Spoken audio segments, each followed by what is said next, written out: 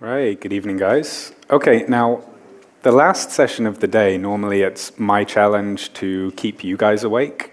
And in a session like this, where we're going to go into a bunch of algorithms quite unashamedly, that can sometimes be quite a steep challenge. So I want to turn this around a bit. The reason this talk is rescheduled is because my flight was late, and I am actually incredibly jet-lagged. So the challenge for you is to keep me awake throughout the duration of this talk.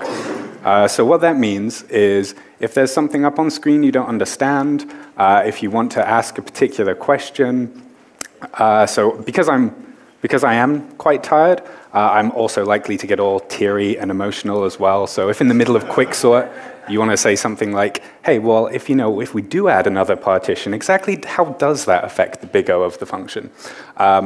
Then you can see what happens when I cry. Also, this means that my other Google colleagues are talking at the same time on App Engine. So if you were having to sort of weigh up the decision between seeing two of my colleagues who are vastly better speakers on a far more interesting topic or coming to see me, then I've stolen a bunch of their content as well. So you're kind of getting a double whammy in this presentation. So let's jump in with some philosophical questions to start with. Who am I? And why is my mouse cursor in the middle of the presentation? That's less annoying. Okay.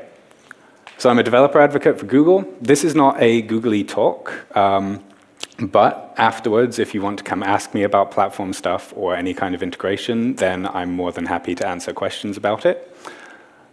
If you have a company that you want me to buy for $16 billion, then my credit limit doesn't quite hit that yet. But give me a little time. You can find me on these various social networks as well. You can read my blog. I update that every so often when the wind is blowing in the right direction. You can also find me on Twitter as Rowan_M, or on Google Plus as +Rowan Merewood. You all have Google Plus accounts. You may not know it, but you do. Yeah. So please feel free to ask me questions or just tell everybody how amazing my talk was on those various networks. Okay, and why am I here? Why are we talking about sorting and search algorithms at a PHP conference? Well, that's easy, because first of all, it's just awesome. It's just computer science. We don't need a reason beyond that. That's it. However, so in a way, I have to kind of prefix all of this talk with an apology, several apologies. This particular one is I like to come to conferences and watch a talk and then go back with something that I can immediately apply in my day job on Monday morning. This is not one of those talks. But hopefully, this is something that you can apply over the rest of your career instead. So by taking you into some of these low-level details of how the algorithms work, the performance behind them, the reasons that they do the things that they do, this should help you understand the high-level abstractions. So we'll talk a bit about the sorting algorithm that is used in PHP's sort function, some of the sorting algorithms that are used in the SPL functions, and so on. So by understanding those, the first lesson to take away is if you ever find yourself writing a sorting algorithm in PHP, just step away from the keyboard and make a serious question about what it is you're doing with your life, because you are probably making the wrong decision. That's it, unless, of course, you've come to a conference to show everybody a bunch of examples of sorting algorithms in PHP, in which case that is totally cool. Okay. First of all, we need to understand why we go about sorting data. And the reasons we've got here are, at a sort of ease level, we just want to display lists of things to humans, and it feels a bit neater if we display that in a sorted fashion. It's easier for people to deal with.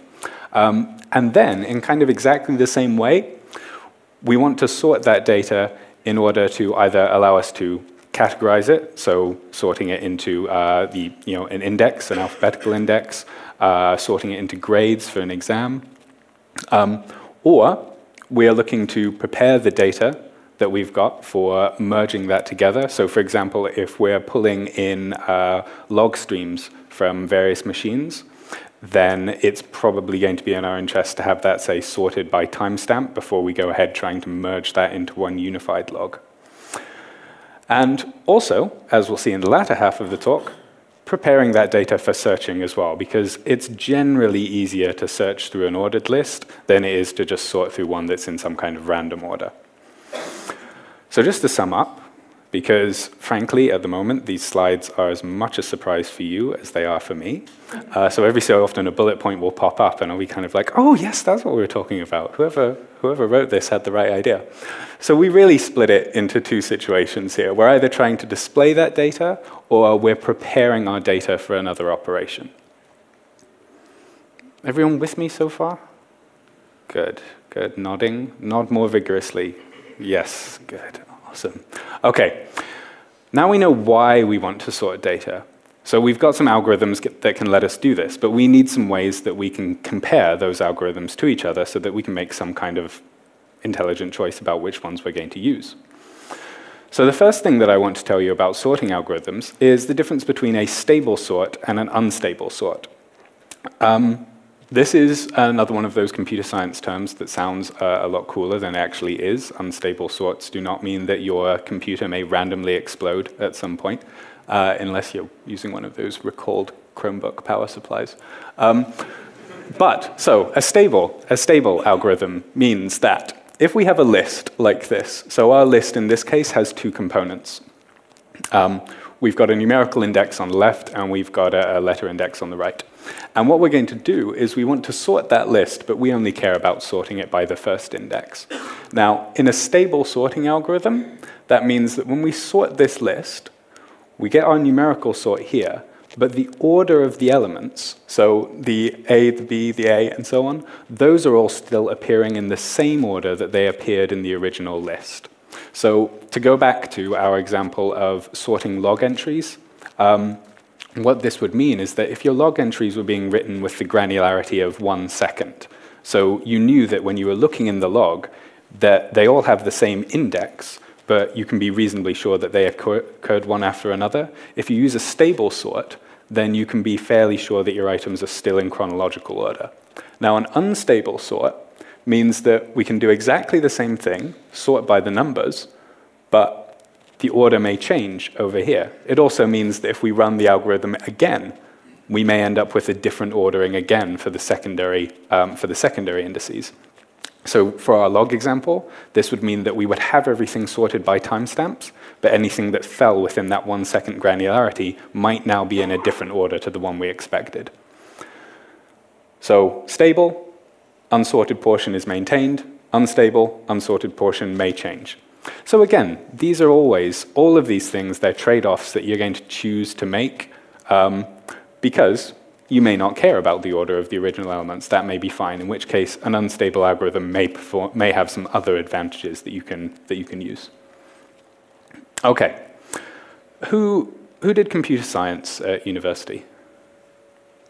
Awesome, right. So also, if I do fall asleep, you guys are now all my sort of exit row people who will volunteer to get up and just take over the presentation, because this should all be really basic revision to you, and you should be able to recite this stuff in your sleep. Okay, big O notation then is a way of measuring how an algorithm grows as we vary its types of input.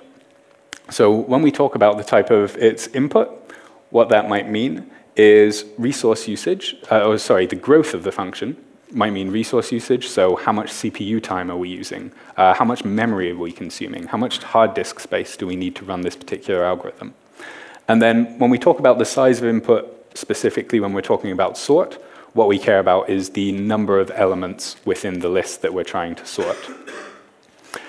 So when we talk about big O, what this means is that we're basically defining an algorithm that will give us the rate of growth. So does everyone remember from school, you'd always have the algorithms to draw a straight line. So x equals, let's say, 2y plus 3, or 3y plus 6, and so on. That gives you a straight line. So when we talk about big O, all we care about is the most significant factor in that, because we just care about the growth of the function. So if we have something constant, O1, that means regardless of the size of the input, it always takes the same amount of time to execute, or the same amount of memory. So when we talk about time, O1 would be pretty unusual. The idea that I have an algorithm that takes, let's say, 1 second with 100 elements, and then I give it 1,000,000 elements, and it still takes 1 second. I mean, you could fudge that, obviously. You could have an algorithm that takes 10 years to sort 10 elements, and also takes 10 years to sort 100 elements. But that is of limited utility. Linear growth, then. Linear growth is, as you would expect, this is when I have one element, it takes 1 second, 2 elements, 2 seconds, 3 elements, 3 seconds, and so on. But like I was saying, because we care about the most significant factor, that could have an additional factor. So it could be 2n or 3n or 4n. We don't care so much about how much it's growing. We care about the rate at which it grows. So again, linear is fairly fair, especially in terms of time, and sort of intuitively makes sense. If I'm doing an operation per element, then I'm going to have to do that number of operations as it grows. Now, the next one we have, and this is where you start to find a lot of algorithms falling into this space, is the logarithmic growth. Now, the logarithmic growth is that kind of gentle, natural curve that you generally see for like adjusting volume and so on. And what we'll see in the algorithms is this tends to be indicative of an algorithm where you have a problem space that is at this stage to begin with, you do some kind of operation, and you cut your problem space down to a smaller partition, and then repeat, cut it down to a smaller partition, and repeat. So you get that kind of growth that follows a nice curve. This one is bad. This is where your algorithm is just starting to, well, 2, 4, 16, 32, 64 is just getting bigger and bigger at a sort of by a power of 2 every time. And of course, you can carry on making that more and more ludicrous powers if you really want to. But on the whole, if your algorithm is n squared, it's probably not the one that you want. Okay, adaptability then. This is where I skip ahead a bullet point because my jet-lagged brain has actually forgotten what adaptability is. But luckily, I wrote a definition here. So the adaptive algorithm is important again. This means that you have better performance on a list that is already sorted or partially sorted. So again, to go back to our joining logs from various sources, in that situation, we know that our list is mostly sorted because our servers are all roughly in sync, so there might be some timestamps that are slipping in the wrong place, and we just want to sort that out. So an adaptive algorithm is going to perform a lot better there, whereas we may have other algorithms that, as we'll see, if they're not adaptive, then they're going to take exactly the same amount of time as if they just received all the timestamps in a random order when we've only got a few operations to do. Okay. Now we get into the code bit. So now you can all wake up because the words are done. We can just go straight into code, which is far more exciting. We're going to cover off insertion sort first. Now, insertion sort is one of the easiest ones to understand because in my head, it's kind of the way that I would sort things if I was just given a sort of series of physical blocks to sort into color order or something. So this is what it looks like. Don't worry about reading the code, because what I want you to get out of this is actually understanding the effect that the blocks of code are having on the performance of the algorithm. This is all online and linkable, and the code is on GitHub and everything, so you can go back and play with it later if you want to. So what we've got inside of the insertion sort, to just highlight at this level first, is you can see that we've got 2 levels of indentation. So we've got a for loop at the top, and we've got a while loop in the middle. This is going to have an important effect on what happens with our big O growth of the algorithm as we go through it. So the way these blocks work then is at the top level, you can see that we've said iterations is the count of the elements. So we're going to have at least 1 iteration per element. And then we've got a for loop through those elements. So if that's all we had, then, and we do no other operations inside of that loop, then our algorithm is ON, because it just grows with the number of elements that we put into it in a linear fashion. Now, what's actually happening inside of the insertion sort is that we are basically picking up an element and dragging it along, comparing it to each element in turn, And when we find that it is in the right place in order to, to be sorted against the other elements, then we're just dropping it down. And then we go back to the beginning, and we pick up another element, and we go along again, just comparing it to the elements that we've seen and dropping it down in the right place. So you can see that's what's happening here. We've picked out an element which is our insert index, and we're just looping through, comparing it to the element next to it. And if it's in the wrong place, then we're swapping them. Now, the important point here about an adaptable algorithm is with this, if the list is already in order, then that while loop is not entered. So for a sorted list, then our algorithm is ON, which means that this can actually be useful in certain situations, despite being incredibly simplistic. Okay, now, this is the bit where I'm actually far more excited about this talk than you are, because what we have going on here is these are not just slides. This is an application. So all of the code that I'm showing you there is actually the code that is powering the visualization underneath this. You guys really aren't as excited about this as I am, are you? Okay, right. So what I'm going to do is take you through the visualizations of each of the sorting algorithms so that we can kind of see the pattern that's going on as we work through them. The other fun thing about this as well is that these sets are generated randomly each time. So at least on one of these talks, I have had it just generate an ordered list, which has not made the sorting that exciting. But luckily, this one is not in order. So we jump in, and you can see that the first thing we do is we set our index to the first element of the, sorry, not the first element, my head is not being zero indexed. So we set it to element number 1 rather than element number 0.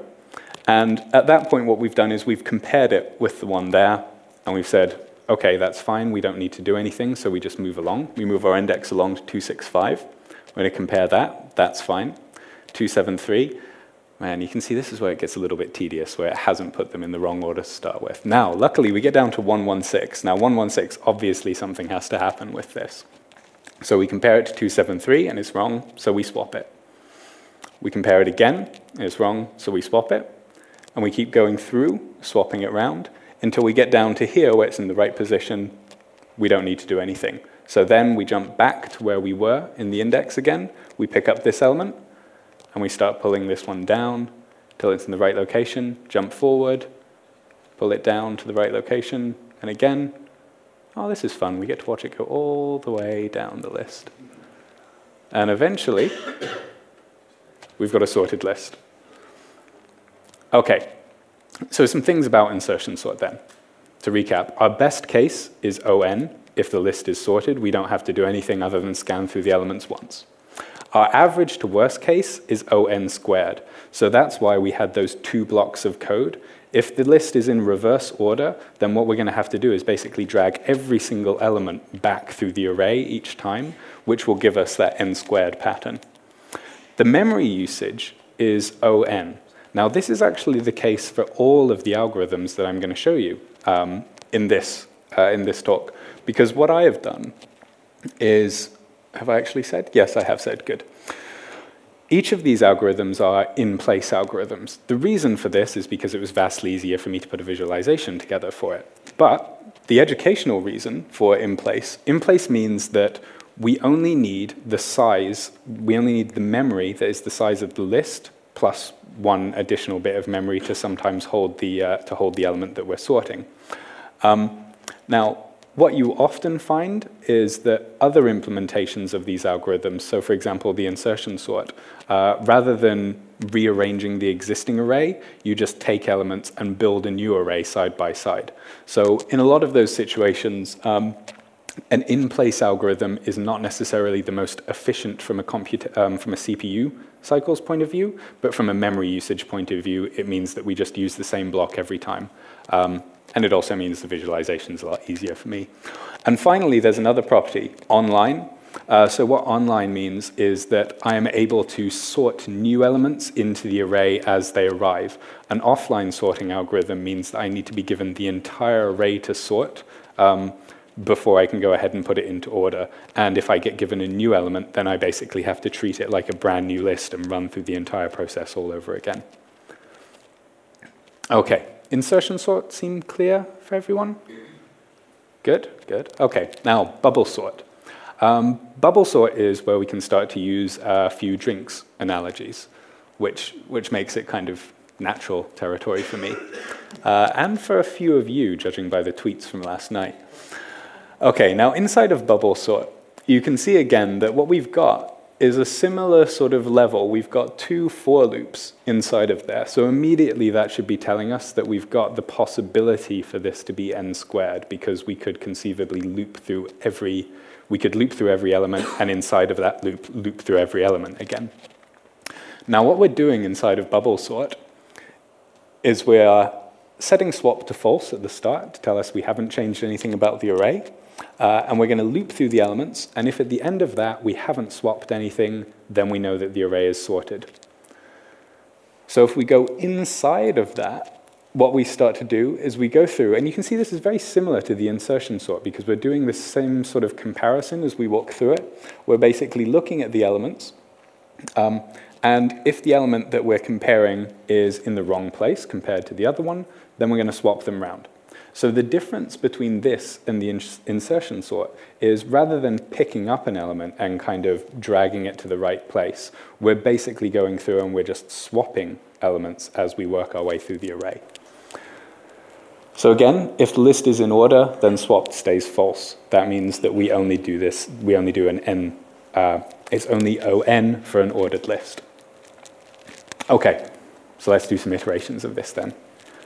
First test, it is out of order, so we're going to see something in this one. So you can see here that we've started the index at the other end, and we're going through, and we're actually comparing it to this upper bound of the list to start with. We're going to work through, and we take that element. Now, when people normally say bubble sort, the way they intend for you to visualize it is that the elements each have a kind of density, so the lighter elements are the ones that bubble up to the top. Given that in hindsight I should have put the visualization the other way up, I'm going to use more of a cocktail analogy here, and you can imagine that these are the heavier liquids kind of sinking down through the cocktail instead. So you can see that we've gone up to the top, we've seen 3 through 7, and that is basically going to sink down through the array as we compare it to the other elements. When we get down to here, we know that because 3 through 7 has sunk down to the right place, that we can basically move ahead and we can work on a smaller version of the array. So we go on through and we start comparing. That one sinks down, move our index ahead. That one sinks down to the right location. Index moves ahead again. And are we just about there? First time I ran through this, I did have an off by 1 error, which meant that sometimes I would think, oh, we're nearly there, and then it would just stop and not sort the entirety of the array. The other one it was doing was sometimes popping in this additional magic element from nowhere at the top of the array. Lesson is, don't code on planes when you don't have an internet connection, because it turns out you know nothing without the internet behind you. Okay, so we are nearly at a place. So this is our last element coming through, and we get to here, and we're done. Okay, so some things about bubble sort then. Best case is on, because as we saw, sorted list, we just loop through it once. Average worst case, n squared, which is bad. Memory usage, again, because it's an in-place algorithm, is on. But one of the things about bubble sort is, who knows who Knuth is? Has anyone actually read The Art of Computer Programming? Well, like cover to cover? No, okay, some kind of masochist. Okay, so Knuth is like the godfather of computer programming. And the way he teaches computer programming is he basically invents his own programming language to teach you computer programming. Now, he had this to say about bubble sort. Seems to have nothing to recommend it, except it has a catchy name and the fact that it leads to some interesting theoretical problems. So not only am I giving you a talk with no immediate practical application, I'm showing you algorithms that aren't even going to apply in real life. Ah, you suckers. Okay. No, let's do something actually useful. Okay, so Quicksort then. Now that we understand the two very simple ones, we're going to move on to the algorithm where it starts to get genuinely practical and applicable, but also starts to move into the territory where we're using recursion, so I genuinely have no idea what is going on some of the times. Okay, this is what Quicksort looks like from the top level. It starts off as recursive, so we've had to break out our kind of starter function to just say sort, and what we're going to do is we're going to do the Quicksort on that list of elements, starting, and the partition we're going to define to do our sort on is going to be 0 all the way up to the end. So we're basically just starting our recursive call with the entire list. Now, inside of the Quicksort, you can see that what we're going to do is we're going to divide that array into 2, and we're going to pick a pivot value in the middle. And then we're going to go through either side of this array, walking down, and comparing each of the items to the pivot value. So over here, when we find an item that is higher than the pivot value, then we're going to hold on to that one. And over here, when we find an item that's lower than the pivot value, we're going to hold on to that one, and we're going to swap them. And we're going to keep walking those indices down until we've basically swapped out all of the ones that are higher than the pivot over to this side, all of the ones that are lower than the pivot over to this side. Once we've done that, we're then going to recursively call Quicksort on this part of the array and on this part of the array. I have a problem with recursive algorithms in that all sounds very simple and the code is very elegant. You know, you're just kind of like, it's divide and conquer. I take my problem and I do it once on the list, and then I break it down to a smaller list and I run the problem again. The problem I have is I don't really see exactly how that's sorting the list, but when you get to the end, the list is sorted. So, you know, don't question it. So let's take a look at what we're doing inside of there.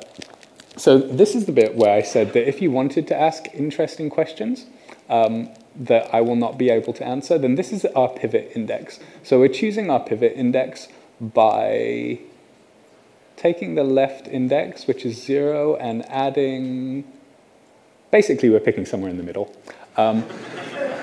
But picking a different index can affect the algorithm in subtly different ways. We're also being very simplistic here in that we're just dividing the array into 2.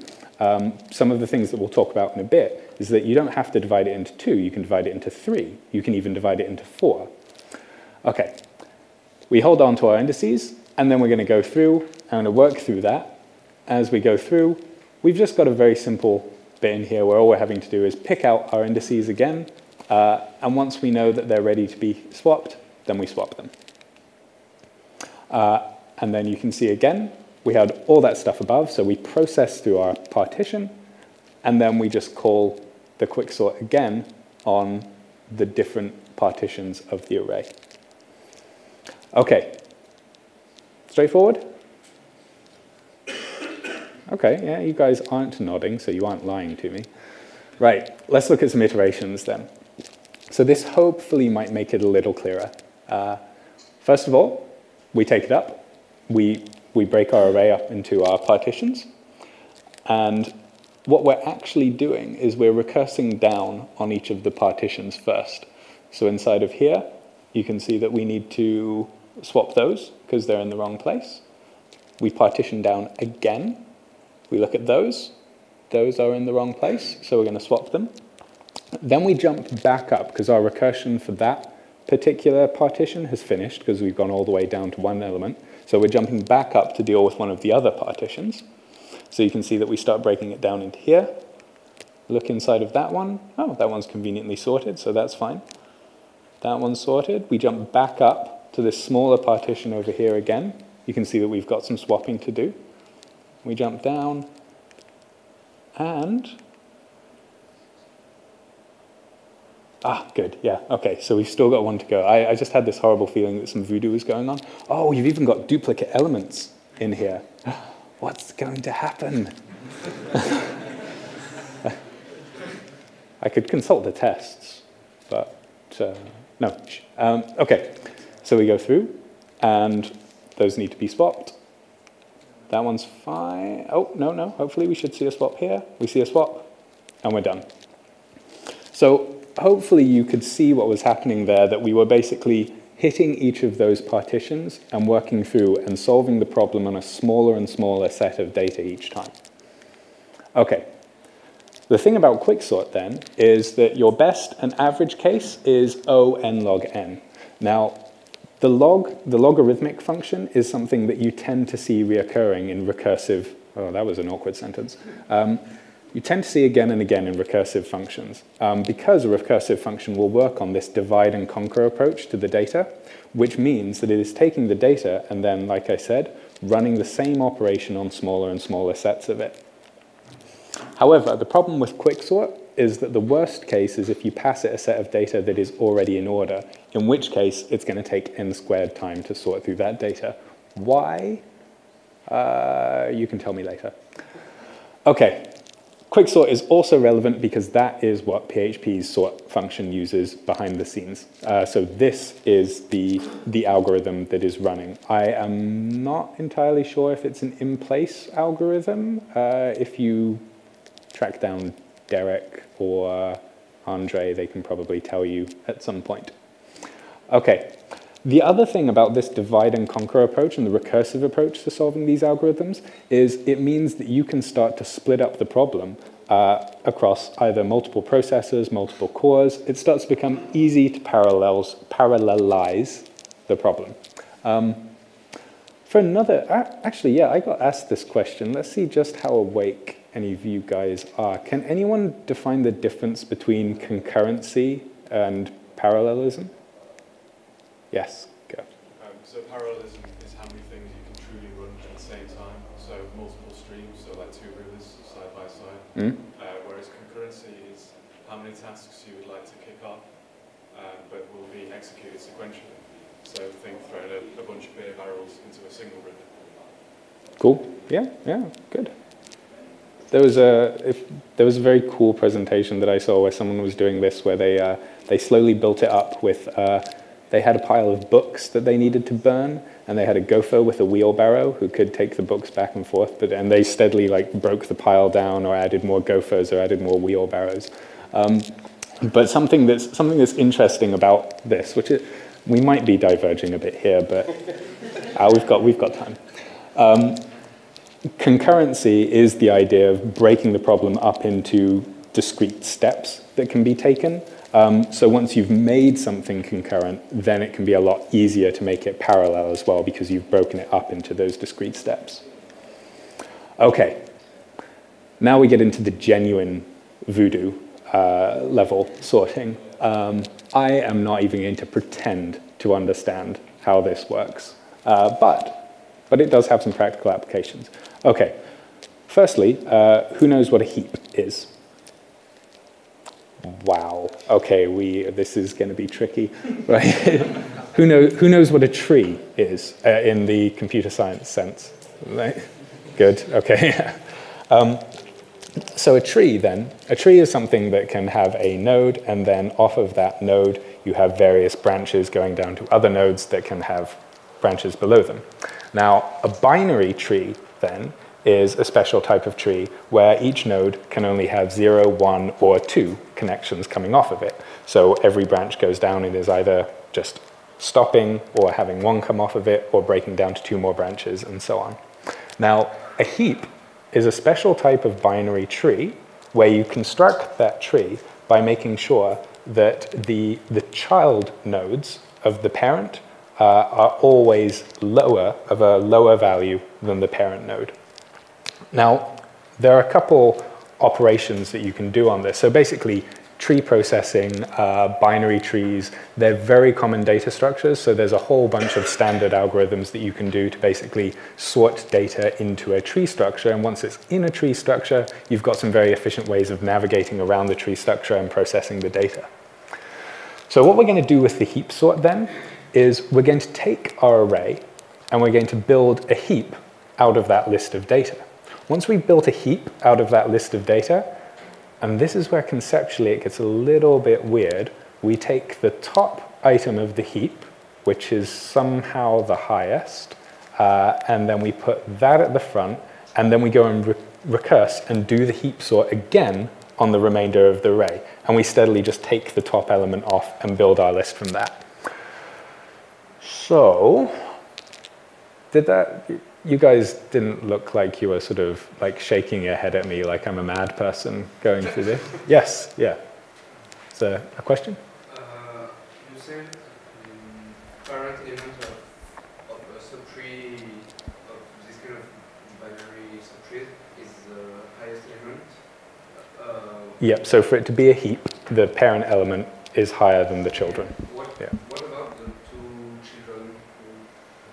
What is their relationship? Yeah, so something clever goes on when we create the heap out of the tree, which we'll see in here. So what we're doing is the term that gets used here is that we're sifting down the heap. So we basically sift the elements down into the correct place into the heap. When you talk about other types of trees, this is very similar to rebalancing the tree. So if you've made your tree according to a bunch of rules, and you've sort of found that, let's say you've actually got like a whole load of elements over here, but a really short element over here, a really short set of branches over here, then you basically rebalance the tree, which is rearrange it so that you're basically pulling the elements up into a more balanced structure. So that's similar to what we're doing with the heap algorithm in here. So inside of here, what we are doing is, you can see that we've got two for loops, but rather than being nested inside of each other, like a lot of our other ones, we're actually just running them sequentially. So inside of here, you can see that we're taking the elements, and before we try and do anything, we are just sifting down the elements. So this is where we're building a heap out of the elements. And then inside of here, you can see that we are picking the first element off of there, and then we're repeating the sift down on the remaining stack of elements. And this is how we make a heap. I'll just let you read that for a minute.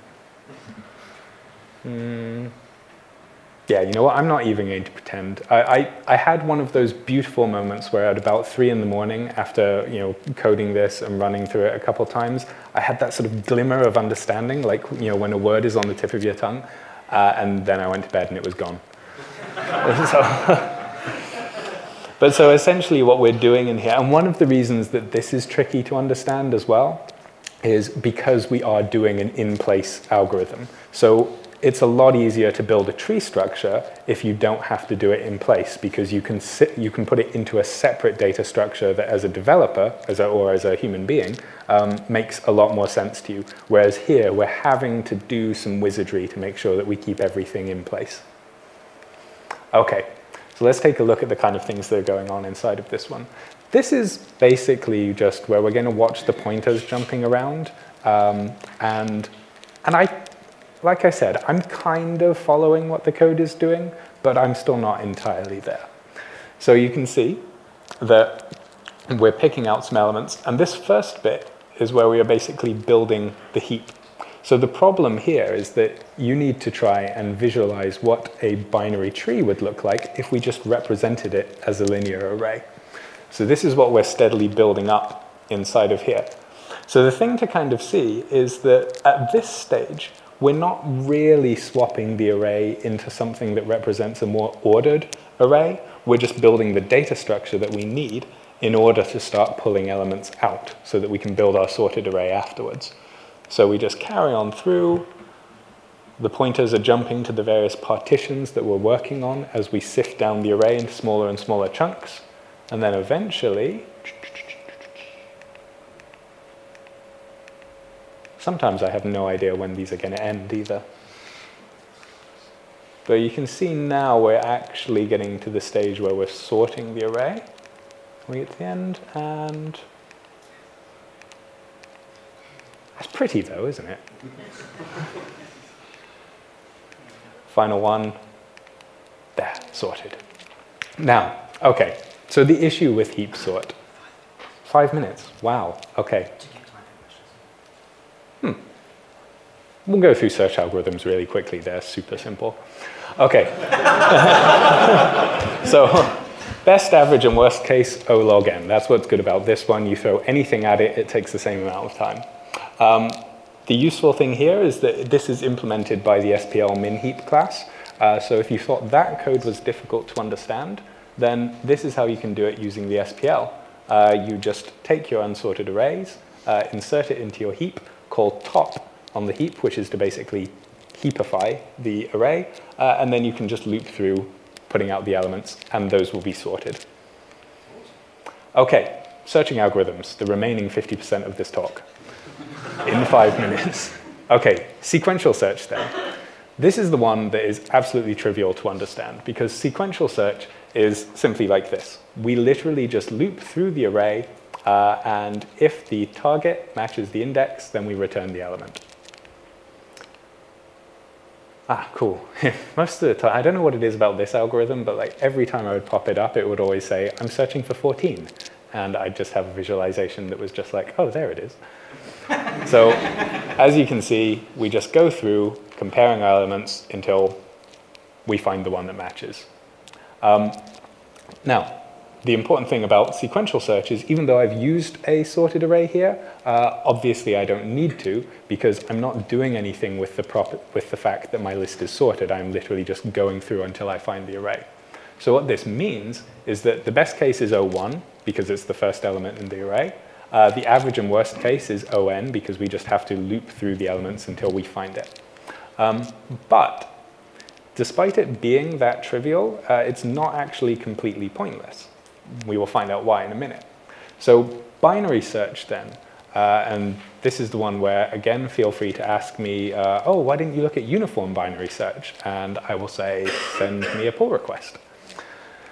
Binary search then does rely on us having a sorted array because binary search works in the same way that you would do the number guessing game when you were a child, when you have to guess a number between 1 and 100. And you just steadily break it down and going, okay, is it higher or lower than 50? No, is it higher than 25? No, and just steadily breaking it down like that. So inside of here, you can see that again, it's a binary search, so it's recursive. So inside of here, we do the binary search. If we have, basically if our indexes have crossed over, then we know that we haven't found it in that partition. So we can just return false.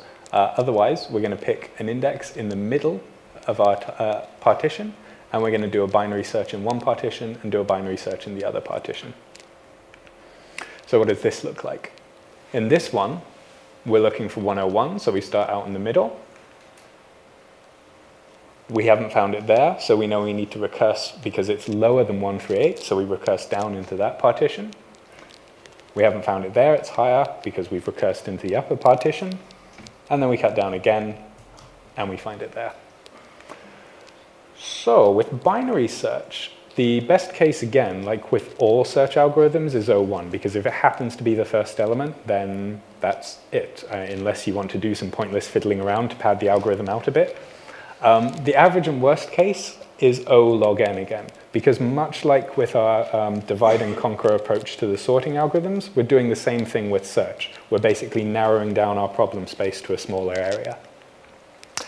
Now, the reason that linear search is still valid is because based on like either the CPU architecture or how your data is likely to be stored in RAM, then what is often most efficient is to do a binary search down to a certain partition size, and then once you know you're close enough, you run a sequential search through that partition size because it's cheaper than hopping to another memory address and doing another binary search. Okay. To sum up then, so that we can get on to some questions, the history then. This stuff is all kind of things that were invented quite a while ago, but are continually being optimized as time goes on. So insertion sort, that got turned into shell sort in 1959. Bubble sort was improved to cone sort in the 80s. Quicksort is back from 1960, and we're still using that. Heap sort, again, in the 60s. It's like all of the really weird search algorithms came out of the 60s. I'm not entirely sure why. And then one that clearly we didn't have time to go into, but I really like, is there's radix sort. So Hermann Hollerith, this is a sorting algorithm that was used on the punch card machines back in 1887. That has some interesting properties because it can do an ON sort on random data, provided that it falls into a certain type of data set. So we are done with the Cody bit. So thank you guys for keeping me awake through this. There's the joined in link there if you want to give me feedback. There's the code on GitHub there. And oh yes, the link to the other talk is that this is all actually running on the Google PHP App Engine. So you can hit that link and you can go and try it out. And I've included some links here if you want to try some of the other sorting algorithms. Bonus points if you have any idea how merge sort is working, because that is even more complex than heap sort and quicksort. Questions? Thank you. Ah. I just wondered if you could give us an example of when you might want to use a heap sort instead of, say, an insertion sort or one of the others. Let's take a look at some of the properties of heap sort, see if I can improvise an answer very quickly.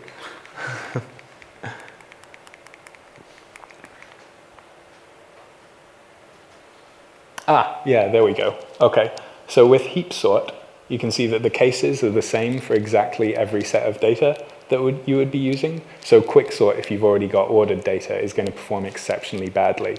So if you don't know anything about your data, then heap sort might be a better choice. If you know that your data is definitely mostly ordered, then heap sort or even like an insertion sort may well be more effective. Anyone else?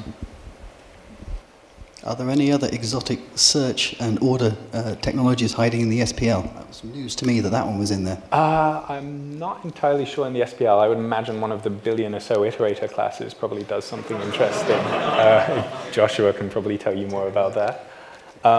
Some other cool stuff. So there's also a sorting algorithm that I think is referred to as BOGO sort. And the visualization for that is, imagine that you have a deck of cards that has been shuffled, and you want to sort the deck of cards into order. So the BOGO sort algorithm is basically that you take that deck of cards and you throw it up in the air, and then you pick all the cards up, and you look at them, and if they're in order, then you're done. And if they're not, you just throw them up in the air again. So that's actually O infinity in its worst case, like beyond the heat death of the universe, kind of. Some of the cool stuff that I didn't talk about, or that I briefly mentioned on Quicksort. So Quicksort is, as recently as 2003, someone brought out a paper where they were looking at using 3 pivot points to pivot up the table. And the thing is, you're not talking about jumping to another level of ON optimization. You're getting into micro-optimization territory, but there's still interesting stuff happening on those really basic algorithms. The scale of the data set these days, I can well believe it. Merge sort is especially good if you want to talk about how you would do those kind of sorts. For example, if you're a company that has like a huge amount of data that you need to sort and index in some way, and you need to split that out over a whole bunch of different machines, then merge sort starts to become really useful for that. Any further questions? Oh, yeah. I was just going to say, because I didn't think anyone else was going to say anything. The Gophers, it's Rob Pike. Yes. I recommend it. Anyone that wants to look at concurrency and parallelism, just search for Rob Pike Gophers. Yeah, it's an amazing talk. Much better than this one. I should have put the link up at the start, and you could have just if you were getting bored, just swap to his and go through that. Just a funny remark about the BOGO sorts. It's not that pointless as it looks like. It came up at the quantum computing when you are thinking about throwing up a deck, having do all of the different variations, and you pick up the valid one. To be honest, I just thought the snarky quote from Knuth was amusing, so I brought that in. Although, admittedly, yeah, I would be interested to know if what you've seen bubble sort like being used in the wild, for real. Well, I haven't seen it used in the wild. Practical reasons, mostly education. Yeah, no, it does seem to, it sort of exists in this bubble where it's an educational algorithm, but then never actually gets used anywhere else. Cool. In which case, thanks very much.